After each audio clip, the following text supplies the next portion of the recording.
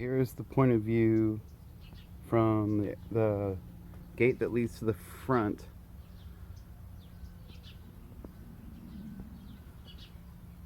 And so we're going to start it probably right here at this crack, and then up to this fence. So this section here, I'm just going to walk down,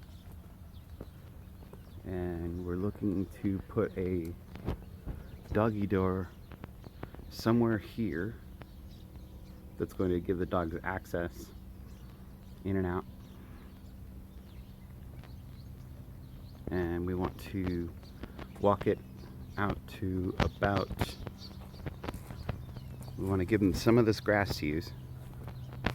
So somewhere right around here is where we'll put the fence that extends out, goes up against the side of the house.